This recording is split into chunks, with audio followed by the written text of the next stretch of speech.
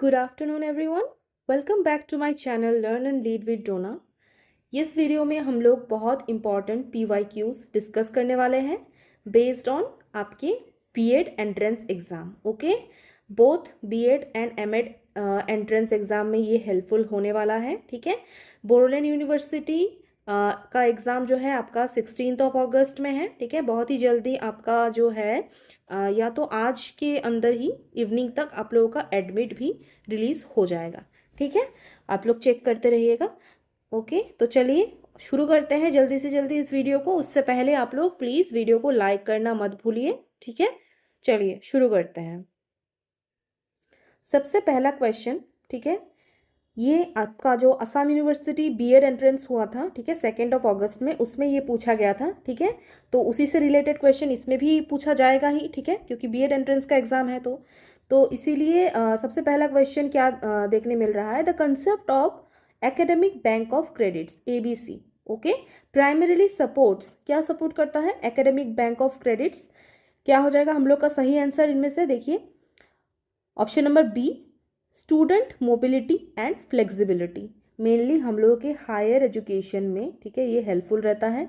ABC जो है academic bank of credits, ठीक है, इसमें जो है आप लोग जितना भी कोर्सेज करते हो आप लोगों का एक क्रेडिट पॉइंट जो है इसमें स्टोर होते जाता है. ठीक है, तो वो स्टूडेंट मोबिलिटी एंड फ्लेक्सिबिलिटी में ये हेल्प करता है. मतलब आप लोग अगर बीच में ये कोर्स छोड़ के, ठीक है, 1 ईयर करके छोड़ के फिर दूसरा जगह मूव करोगे तो आपको जो है उसका क्रेडिट पॉइंट्स मिल जाएगा. ठीक है, चलिए नेक्स्ट क्वेश्चन पे हम लोग चलते हैं. The primary aim of foundational literacy and numeracy mission is, क्या है? FLN के बारे में पूछा जा रहा है, फाउंडेशनल लिटरेसी एंड न्यूमरेसी. ठीक है, किसके अंडर आता है? NEP 2020. ठीक है, ये भी एंड ABC भी, ठीक है, एकेडमिक बैंक ऑफ क्रेडिट्स भी. तो क्या बोला गया है ये, इसका जो है FLN का प्राइमरी एम क्या है? ऑप्शंस में देखिए क्या है. सबसे पहला जो ऑप्शन है, basic reading and numeracy skills at early grades. Basically ये क्या बोला जा रहा है कि हम लोगों का जो ग्रेड्स, कौन सा अर्ली ग्रेड? ग्रेड 3, याद रखिएगा, ग्रेड 3 तक पहुंचते पहुंचते, ओके, जो बच्चा जो है उसको basic reading and numeracy skills, ठीक है, मतलब प्लस माइनस मल्टीप्लिकेशन जो बेसिक लेवल वाला होता है एंड बेसिक लेवल वाला जो रीडिंग होता है, अंडरस्टैंडिंग होता है, वो आ जाना चाहिए. ये mission foundational literacy and numeracy के अंडर, ओके, NEP 2020 के अंडर आता है. नेक्स्ट क्वेश्चन हम लोग चलते हैं. क्या दिया है? Which of the following best reflects 21st century skills. कौन सा है हम लोगों का अभी 21st सेंचुरी स्किल्स? हम लोगों को क्या नीड है, कौन सा स्किल्स यहाँ पे वो कर रहा है? यहाँ पे देखिए option number D, critical thinking, collaboration and creativity. ये तीनों स्किल्स जो है 21st सेंचुरी में हम लोगों को बहुत ज़्यादा ये नीड है ऐसे स्किल्स का. ठीक है, तो एजुकेशन भी ऐसे ही देना चाहिए, ऐसा टाइप का ही एजुकेशन हम लोगों को मिलना चाहिए जिससे हम लोगों का क्रिटिकल थिंकिंग डेवलप हो, कोलैबोरेशन डेवलप हो एंड क्रिएटिविटी, ठीक है, वो सब डेवलप हो. तो 21st सेंचुरी स्किल्स ये हो गया. नेक्स्ट क्वेश्चन पे चलते हैं. According to the national education policy NEP 2020 what is the new pedagogical structure. सबसे बेसिक लेवल क्वेश्चन है ये. ठीक है, 5+3+3+4 क्या क्या था? 5 में क्या था हम लोगों का? Foundational stage. ठीक है, फाउंडेशनल स्टेज हो गया जिसमें 3 years प्री स्कूलिंग, ठीक है, 3 साल प्री स्कूलिंग होगा, plus class 1 and class 2. Okay, हो गया ना हम लोग का 5 years. तो फाउंडेशनल स्टेज कितना साल का? 5 years का. ठीक है, फिर से मैं क्विक रिवीजन करा दे रही हूँ. वैसे तो मैं ये बहुत बार मैंने रिपीटेडली पढ़ाया है, बहुत सारे वीडियोस में मैंने इसको डाला है, बट फिर से क्विक रिवीजन कर लेते हैं. तो पहला स्टेज हम लोग का आ जाता है फाउंडेशनल स्टेज. सेकेंड स्टेज हम लोग का क्या आ जाएगा? हम लोग का सेकेंड स्टेज प्रिपेरेटरी स्टेज. कौन से क्लासेस आते हैं? 3, 4, 5. ठीक है, ये कितना साल का है? टोटल 3 साल का, क्लासेस 3, 4, 5. ओके, नेक्स्ट हम लोग का कौन सा आ जाएगा? देखिए यहाँ पे मिडिल स्टेज, जो 3 नंबर जो स्टेज है मिडिल स्टेज. ओके, 6, 7, 8 क्लासेस 6, 7, 8 आ जाता है इसके अंडर, मिडिल स्टेज के अंडर. फिर लास्ट जो स्टेज है 4 नंबर, ठीक है, जो 4 वाला जो स्ट्रक्चर है, 4 नंबर, उसमें वो कौन सा है, क्या नाम है उसका, सेकेंडरी स्टेज। हम लोग का क्लासेस 9, 10, 11 एंड 12। तो बेसिकली आप लोग समझ गए होंगे 5+3+3+4 स्ट्रक्चर क्या होता है NAP 2020 के अंडर। नेक्स्ट क्वेश्चन देखिए यहाँ पे, in the context of classroom management what is the Pygmalion effect. Pygmalion effect के बारे में बोला गया है, ठीक है। ये भी असम यूनिवर्सिटी का ही क्वेश्चन है इस बार का, ठीक है। बीएड एंट्रेंस में पूछा गया है 2 अगस्त में जो एग्जाम गया था उसमें। तो ये पिग्मेलियन इफेक्ट क्या होता है, ये जो है एक फेनोमेनन है, okay, where higher expectations lead to an increase in performance. मतलब क्लासरूम में जब टीचर हायर एक्सपेक्टेशंस रखते हैं कि ये जो ग्रुप ऑफ स्टूडेंट है या फिर मेरे क्लास के जो बच्चे हैं वो अच्छा परफॉर्म करेंगे, एक एक्सपेक्टेशंस जो है वो रखता है। तो ये जो एक्सपेक्टेशन है वो एक्चुअली में जो है टीचर के जो बिहेवियर में वो दिख जाता है। कौन नोटिस कर लेता है, जो स्टूडेंट्स, ठीक है। तो वो स्टूडेंट्स जब नोटिस करते हैं कि टीचर का जो है हम लोग पे बहुत ज़्यादा ही एक्सपेक्टेशन है, हायर एक्सपेक्टेशन है, तो ऑब्वियसली उसमें क्या होता है, उस फेनोमेनन के अंदर जब स्टूडेंट्स भी अच्छा परफॉर्म कर लेते हैं, मतलब due to higher expectations of the teacher, ठीक है, regarding the students performance, okay. तो वो क्या हो जाएगा, उसके वजह से जो है स्टूडेंट का परफॉर्मेंस भी इंक्रीज होगा। तो ये एक फेनोमेनन है, उसको बोलते हैं पिग्मेलियन इफेक्ट, ठीक है। ये पूछा गया था असम यूनिवर्सिटी एंट्रेंस में, तो थोड़ा सा ध्यान में रखिएगा। इस बार भी आई थिंक बोरोलैंड में भी अगर पूछ लिया जाए तो इसीलिए। नेक्स्ट क्वेश्चन पे देखिए क्या दिखा है, a teacher modifies instruction based on students responses during the lesson, this reflects. जब भी मैंने आपको बहुत बार मैंने आप लोगों को बताया कि जब भी ड्यूरिंग आप लोग देखिएगा, ड्यूरिंग, ओके, ड्यूरिंग मतलब लेसन के दौरान, ओके।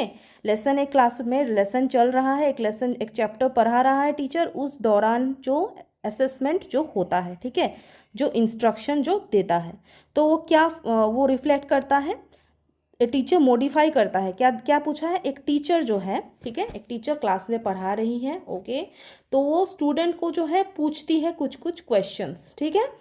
तो या तो स्टूडेंट्स आंसर कर लेता है उसके टीचर का जो जो जो क्वेश्चंस टीचर ने पूछा सही आंसर कर लेता है, या फिर स्टूडेंट्स को जो है स्टूडेंट्स ने सही आंसर नहीं दिया, ओके। तो उस टाइम पे, ठीक है, जब टीचर जो है सोचती है कि ठीक है मैं अपना जो टीचिंग जो टेक्निक जो मैं यूज़ कर रही हूँ उसको थोड़ा सा मैं चेंज करके थोड़ा सा मॉडिफाई करके पढ़ाती हूँ, ठीक है। तो वो किससे रिलेट कर रहा है, वो हो जाएगा हम लोग का फॉर्मेटिव असेसमेंट, ठीक है। समेटिव नहीं होगा क्योंकि समेटिव एंड में होता है, ठीक है। Student response at the end of the lesson अगर बोलेगा, ठीक है, इन द एंड, ओके, तो हो जाएगा समेटिव इवैल्यूएशन। बट यहाँ पे ड्यूरिंग बोला है, ड्यूरिंग मतलब उस दौरान, लेसन के दौरान, तो formative assessment is the correct answer, okay. चलिए नेक्स्ट क्वेश्चन पे चलते। ये ध्यान रखिएगा, ये हर बीएड एंट्रेंस में पूछा जाता ही है। फॉर्मेटिव हो गया, समेटिव हो गया, फिर डायग्नोस्टिक से रिलेटेड भी था, डायग्नोस्टिक, ठीक है। वो क्या होता है डायग्नोस्टिक वाला, जो मतलब शुरू होने से कोई एक कोर्स जो है उसके शुरू होने से पहले जो एक टेस्ट किया जाता है, ठीक है, कि कहीं स्टूडेंट्स को कितना आता है, ठीक है, कहीं पे किसी को लर्निंग डिसेबिलिटीज़ तो नहीं है, ठीक है, कुछ प्रॉब्लम तो नहीं है, कितना तक स्टूडेंट कर पा रहा है, तो डायग्नोस करता है, ओके। तो वो हो गया हम लोग का डायग्नोस्टिक इवैल्यूएशन। नेक्स्ट क्वेश्चन पे हम लोग मूव करते हैं। देखिए असम यूनिवर्सिटी का जो इस बार जो क्वेश्चन जो बीएड एंट्रेंस में पूछा गया था, ओके, तो उसमें क्या था, ये जो 2 क्वेश्चन जो है, ठीक है, ये क्या था, ये वाला, ठीक है, हर्बर्ट वाला ये क्वेश्चन, एंड ये सेकंड, ये क्वेश्चन नंबर 1 था एंड ये क्वेश्चन नंबर 2 था, ठीक है, सेट ए का। तो इसमें खाली ये 2 क्वेश्चन जो है थोड़ा सा जो है इन डेप्थ थोड़ा पूछ लिया गया था, ओके। बाकी सब जो था वो नॉर्मल ही था। तो हो सकता है कि ये ऐसे रिलेटेड क्वेश्चंस जो है ये आप लोगों के जो बोरोलैंड यूनिवर्सिटी में भी पूछा जाए, ठीक है। तो थोड़ा सा देख लेते हैं क्या बोला गया है यहाँ पे, ठीक है। इसका जो है एक और नाम क्या है, यहाँ पे देखिए 5 स्टेप अप्रोच टू पेडागोजी दिया है, इसको क्या बोलते हैं और एक नाम से बोला जाता है द हर्बर्टियन अप्रोच, ठीक है, टू लेसन प्लानिंग भी बोलते हैं, ठीक है, लेसन प्लानिंग अप्रोच भी बोला जाता है, ठीक है, कि कैसे करके एक लेसन को प्लान करते हैं, lesson planning approach. Okay, Frederick Herbart ने दिया था, याद रखिएगा। तो इसमें क्या है, एक जो है स्टेप्स दिया गया था, ठीक है, 5 स्टेप था, टोटल 5 स्टेप था। उसमें सबसे पहले क्या था हम लोगों का, प्रिपरेशन आ जाएगा, ठीक है, सबसे पहला स्टेप। फिर सेकंड में आ जाएगा हम लोगों का प्रेजेंटेशन, ओके, प्रेजेंटेशन, ठीक है। थर्ड में हम लोगों का क्या आ जाएगा, कंपैरिजन, कंपैरिजन, ओके।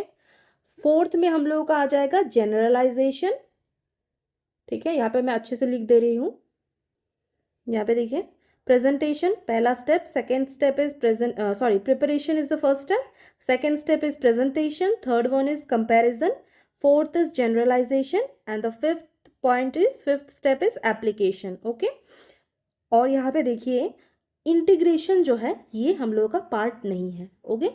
एसोसिएशन हम लोग किससे रिलेट कर रहे हैं, कंपैरिजन से, ठीक है, एसोसिएट करते हैं, ठीक है, कंपेयर करते हैं, ठीक है। प्रिपरेशन तो प्रिपरेशन हो गया, सेकेंड इज प्रेजेंटेशन, प्रेजेंट करेंगे, थर्ड कंपैरिजन करेंगे, एसोसिएट करेंगे, फोर्थ में हम लोग जनरलाइज कर देंगे एंड फिफ्थ में फाइनली हम लोग एप्लीकेशन करेंगे, ओके। इंटीग्रेशन जो है ये पार्ट नहीं है, तो याद रखिएगा इसका स्टेप्स का नाम, ठीक है। क्रोनोलॉजिकली भी पूछा जा सकता है, किसने दिया है, ठीक है, ये नाम याद रखिएगा, फ्रेडरिक हर्बर्ट, ओके। देन ये जो है 5 स्टेप अप्रोच टू पेडागोजी, जिसको क्या बोलते हैं, लेसन प्लानिंग भी बोलते हैं, ओके, लेसन प्लानिंग।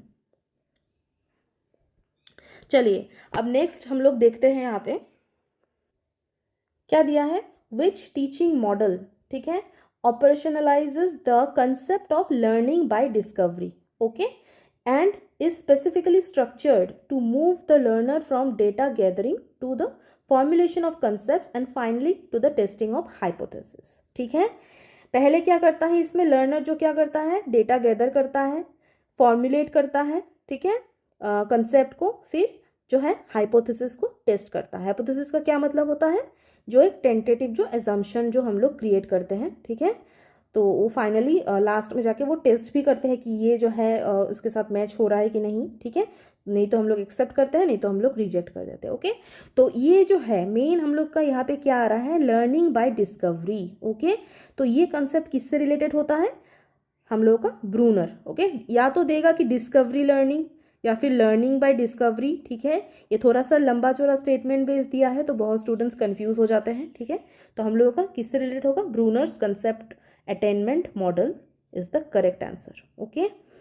फिर हम लोग चलते हैं अब नेक्स्ट क्वेश्चन पे, यहाँ पे भी थोड़ा सा कुछ और नेम्स है, ऑजिबल, क्या है, स्किनर, गैगने, ठीक है, ये सब देखिएगा आप लोग, थोड़ा सा नेम्स याद रखिएगा। चलिए नेक्स्ट क्वेश्चन यहाँ पे चलते हैं हम लोग। यहाँ पे देखिए इंग्लिश का जो है क्वेश्चन है, जनरल इंग्लिश का पार्ट है।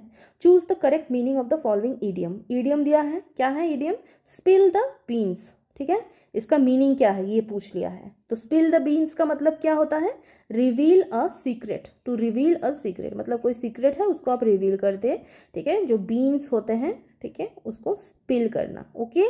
तो spill the beans, reveal a secret, याद हो जाएगा। नेक्स्ट क्वेश्चन यहाँ पे चलते हैं, एंटोनिम पूछा था लेकॉनिक का, ओके। लेकॉनिक क्या है, एंटोनिम पहले जान लेते हैं, एंटोनिम क्या है, opposite word, okay, opposite word. And जो सिनोनिम जो होता है, ठीक है, वो क्या होता है, सेम जो मीनिंग करता है, ओके, सेम मीनिंग। तो क्या दिया था हम लोगों का, लेकॉनिक, लेकॉनिक का क्या मतलब हो जाता है, यहाँ पे देखिए लेकॉनिक हम लोग का आ जाता है वर्बोस से, लेकॉनिक का मतलब होता है जो कम बोलते हैं, ठीक है, जो लोग कम बोलते हैं उनको बोलते हैं लेकॉनिक। तो इसका ऑपोजिट क्या होगा, जो लोग ज़्यादा बोलते हैं, verbose, okay, it is the correct answer. Next हम लोग चलते हैं, एंड यहाँ पे देखिए और एक चीज़ जो है, यहाँ पे देखिए लेकॉनिक का जो है कंसाइज एंड ब्रीफ से भी मैच हो रहा है, इसका क्या है, सिनोनिम से मैच हो रहा है, ठीक है।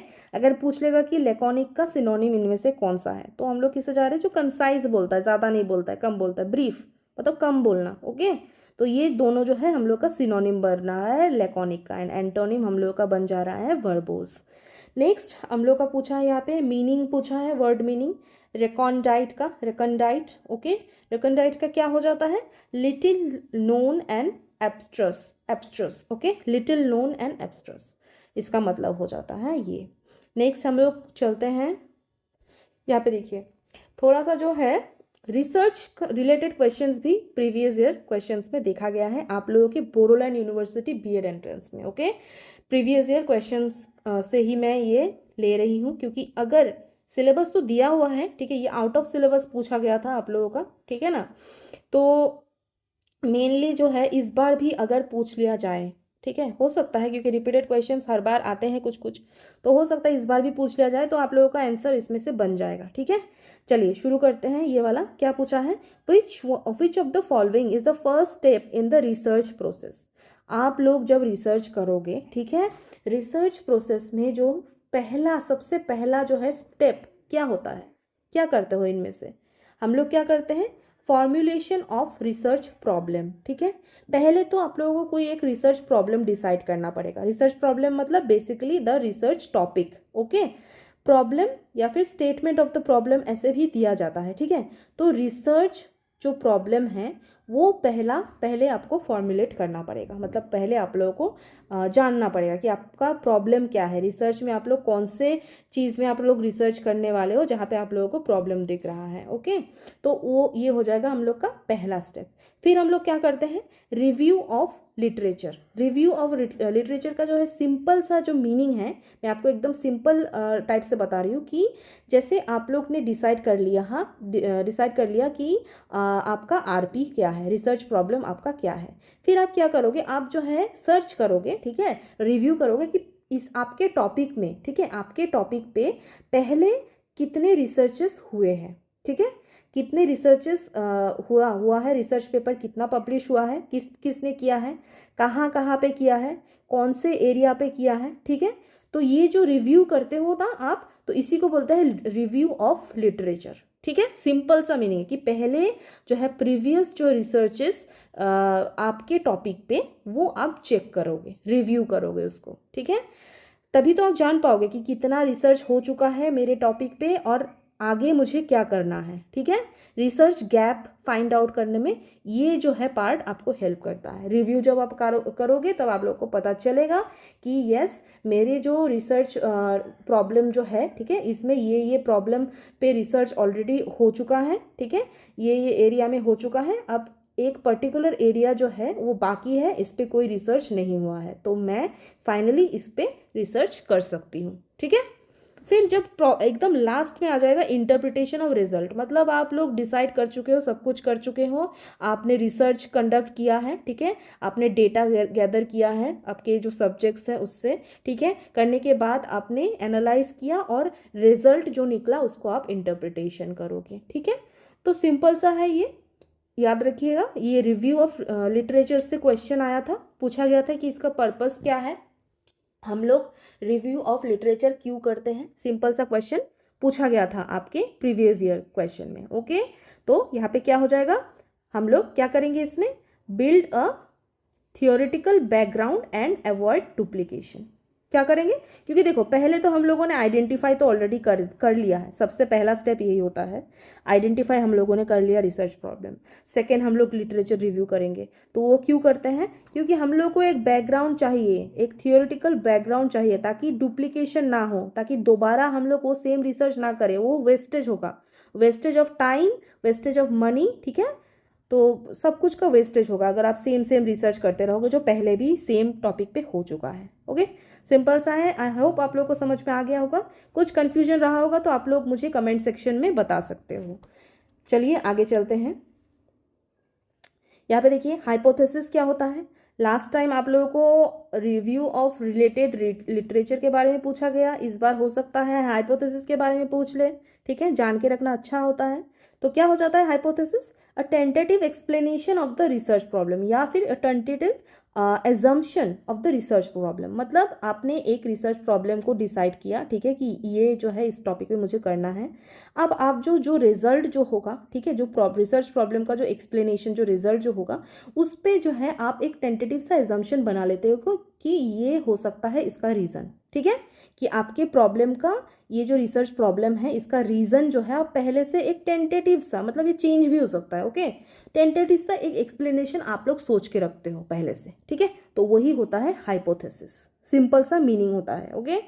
नेक्स्ट यहाँ पे देखिए इथिक्स से है, ethics in research primarily refers to, ethics research में जो एथिक्स फॉलो करना होता है वो क्या होता है, इनमें से कौन सा चीज़ होता है, यहाँ पे देखिए फॉलोइंग मॉरल, ठीक है, following moral principles and protecting participants rights, ठीक है, ये होता है, कुछ कुछ रिसर्च एथिक्स को फॉलो करना होता है, जैसे कि आप जब डेटा कलेक्शन करोगे सब्जेक्ट से तो वो कॉन्फिडेंशियल होना चाहिए, मतलब उसका जो डेटा है, उसका जो नेम है, जितना भी वो जो डेटा उसने दिया है पर्सनल डेटा हो सकता है, ठीक है, तो वो कॉन्फिडेंशियल होना चाहिए, आपको कॉन्फिडेंशियलिटी मेंटेन करना पड़ेगा, मतलब आप ओपन नहीं कर सकते हो बिना जो है सब्जेक्ट के परमिशन से, ठीक है, तो ये होता है, ये सब होता है, और भी कुछ कुछ एथिक्स है रिसर्च में, आप लोग ऑप्शंस को पढ़ोगे तो आप लोग को समझ में आ जाएगा, बेसिकली ये मोरल प्रिंसिपल से रिलेटेड है, ठीक है।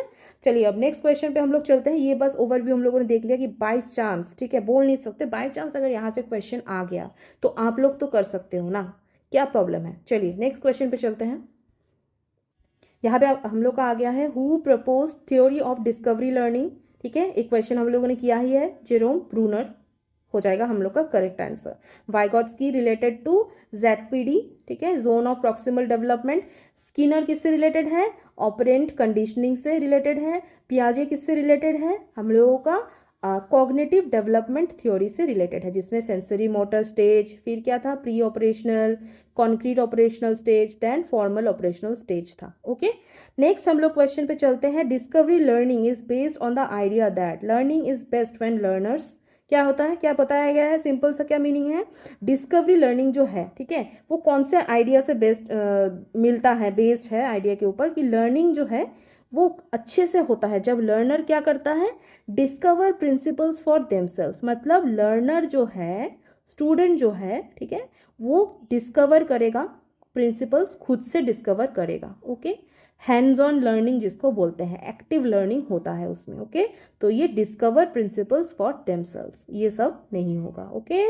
नेक्स्ट क्वेश्चन पे हम लोग चलते हैं, यहाँ पे देखिए जेडपीडी का क्वेश्चन आया है, क्या हो गया, हम लोग को सबको पता है Vygotsky is the correct answer, zone of proximal development Vygotsky. फिर जेडपीडी क्या रेफर करता है, ठीक है, लास्ट टाइम इसका खाली फुल फॉर्म पूछ लिया गया था, नहीं, जेडपीडी का जो है पूछ लिया गया था कि कौन किसने दिया था, ठीक है, ये पूछ लिया गया था, हो सकता है इस बार पूछ ले कि जेडपीडी क्या मतलब है जेडपीडी का, ठीक है, तो क्या होता है, the gap between what a learner can do independently and what he और she can do with guidance and support, ठीक है, क्या मतलब बनता है, एक गैप है, गैप को डिफाइन करता है जिसमें लर्नर अकेले क्या कर सकता है एंड वो with help of the teacher, ठीक है, जब टीचर जो है हेल्प करता है, उसको सपोर्ट दिखाता है, उसके बाद वो क्या क्या कर सकता है, ठीक है, गाइडेंस एंड सपोर्ट के साथ, तो बेसिकली जेडपीडी वो गैप डिफाइन करता है, ठीक है।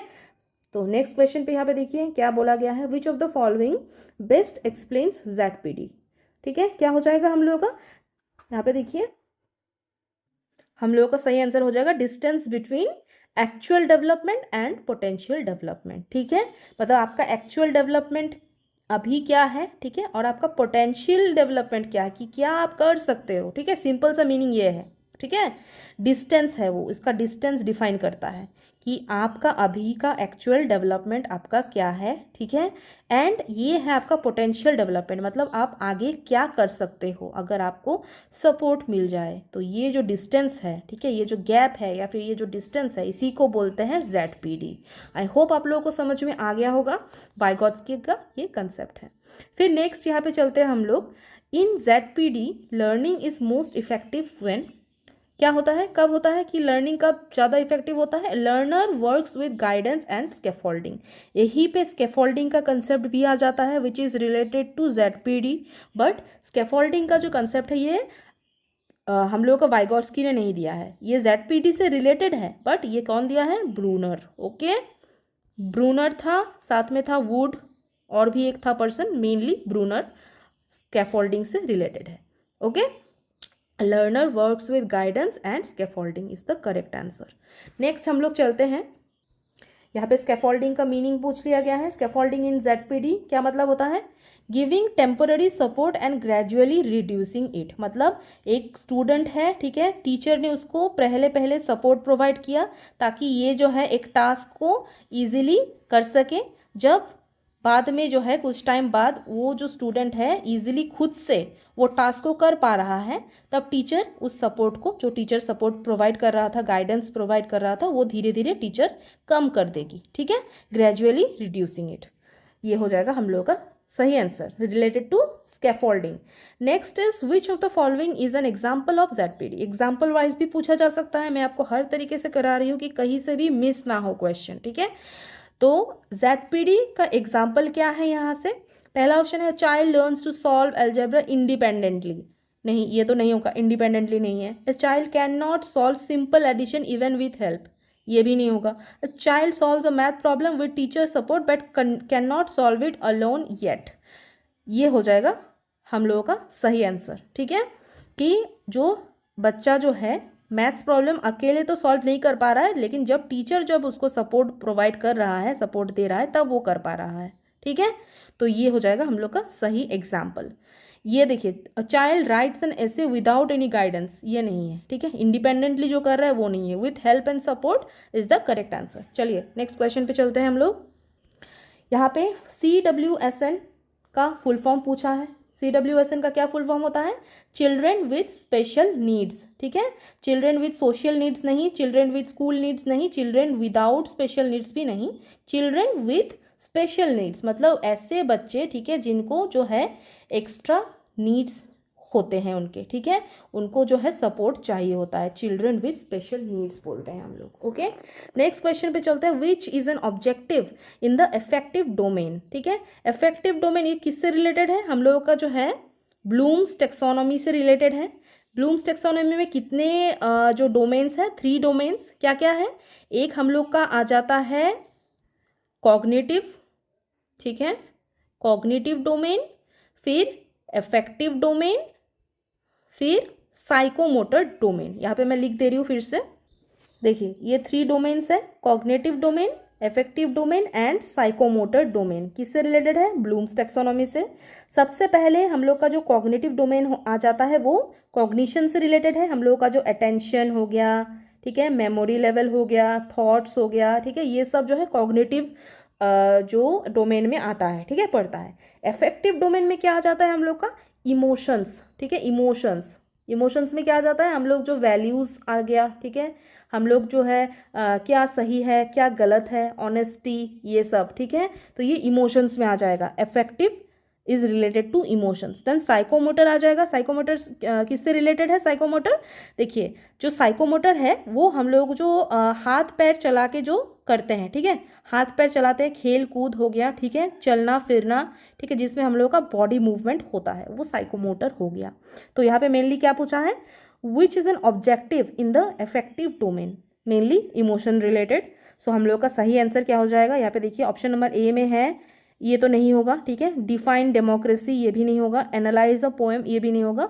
सही आंसर हो जाएगा वैल्यू ऑनेस्टी, मतलब ये ऑनेस्टी को आप वैल्यू कर रहे हो, ठीक है, मतलब आप इमोशन से रिलेटेड है, ठीक है, आप लोग फीलिंग्स, आपका जो फीलिंग्स है, ऑनेस्टी कैसे होगा? ऑनेस्टी क्या होता है? आप फील करते हो ना, वैल्यूज़ क्या होता है? आप लोग फील करके पता लगाते हो ना, ठीक है, तो वो होता है।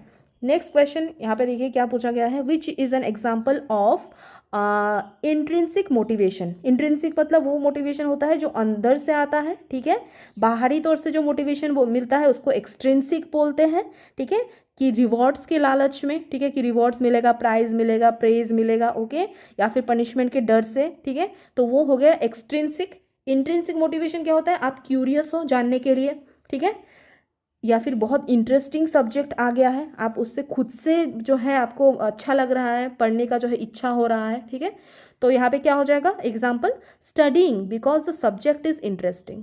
इंटरेस्टिंग सब्जेक्ट है, आप और ज़्यादा क्यूरियस हो रहे हो जानने के लिए उस टॉपिक के बारे में, ठीक है, तो ये हो जाएगा इंट्रिंसिक मोटिवेशन। ओके, और जो option number B, C and D जो है, ये जो है एक्सट्रिंसिक मोटिवेशन का कंसेप्ट है, ठीक है, एग्जाम्पल है एक्सट्रिंसिक, ठीक है।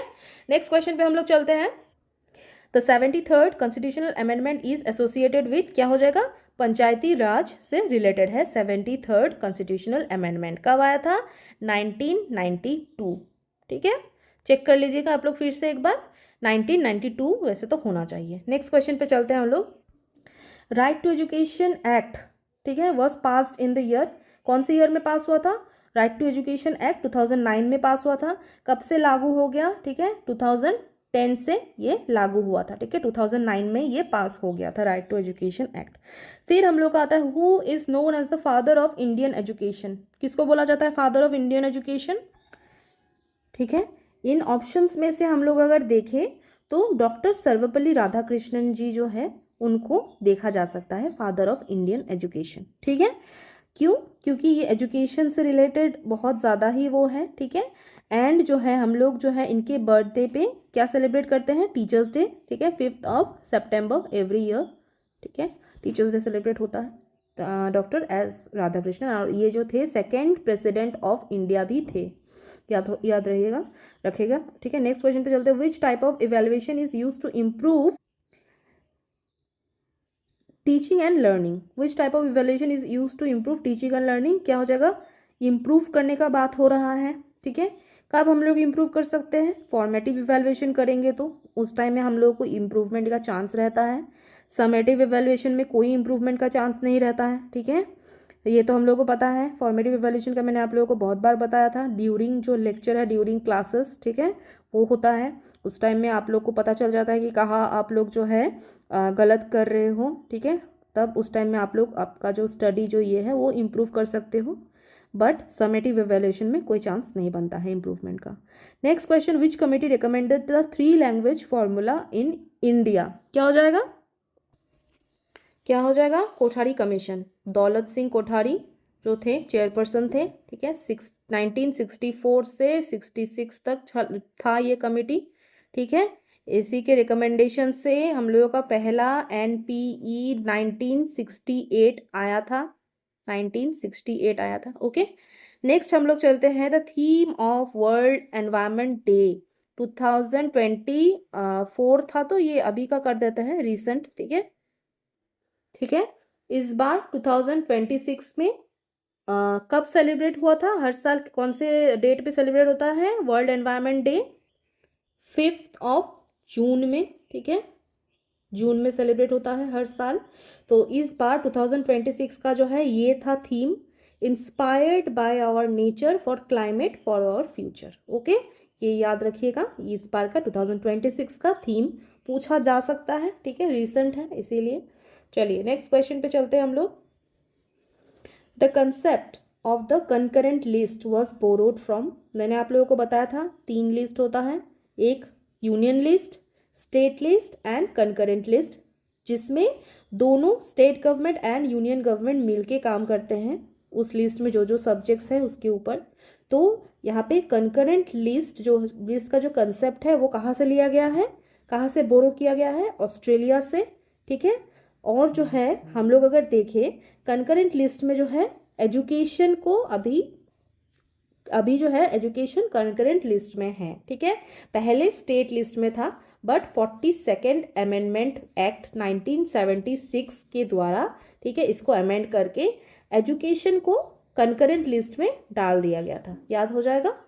ठीक है, एजुकेशन पहले अगर पूछेगा कि पहले कौन से लिस्ट पे था, वो स्टेट लिस्ट पे था, स्टेट गवर्नमेंट ही सब कुछ डिसाइड करता था एजुकेशन से रिलेटेड। ओके, फिर इसको 1976 में कंकरेंट लिस्ट में डाल दिया गया। नेक्स्ट हम लोग चलते हैं जल्दी से जल्दी, इन ब्लूम्स रिवाइज्ड, यहाँ पे रिवाइज्ड होगा। Okay, revised taxonomy. ओके, यहाँ पे थोड़ा प्रिंटिंग मिस्टेक है। यहाँ पे देखिए, the judging of the value of information और आइडियाज इज क्लासिफाइड अंडर, देखिए इवैल्यूएट का मतलब होता है कि वैल्यू डिसाइड करना। ओके, आप इवैल्यूएट कैसे करते हो, इवैल्यूएट का क्या मतलब हो जाता है कि कोई एक चीज़ आपको दिया गया, अभी आप उसका वैल्यू लगाओगे कि ये कितना अच्छा है या फिर ये कितना बुरा है। ठीक है, तो ये इवैल्यूएट करोगे आप लोग। तो सबसे हाईएस्ट जो है उसमें हाईएस्ट में, रिवाइज्ड में तो सबसे हाईएस्ट है क्रिएट। ठीक है, रिवाइज्ड ब्लूम्स टैक्सोनॉमी 2001 बाय कौन था, क्रैथवोल एंड एंडरसन ने मिलके किया था। तो उसमें सबसे हाईएस्ट लेवल क्रिएट था, बट ब्लूम्स टैक्सोनॉमी में इवैल्यूएट था। ठीक है, सबसे हाईएस्ट बट यहाँ पे जैसे बोला गया है रिवाइज्ड ब्लूम्स टेक्सोनॉमी में, जिसमें हम लोग वैल्यू करते हैं, वो कौन सा है, इवैल्यूएट। ओके, चलिए यहाँ पे हम लोग वीडियो को एंड करते हैं। आप लोग प्लीज़ वीडियो को लाइक करना एकदम मत भूलिएगा, ठीक है, बहुत मेहनत से मैं बनाती हूँ, ठीक है। और आपके एग्ज़ाम के लिए आप सभी को बेस्ट ऑफ लक, ठीक है। एंड आप लोग लर्न एंड लीड विद डोना को प्लीज़ सब्सक्राइब कर दीजिएगा। मिलते हैं हम लोग नेक्स्ट वीडियो में।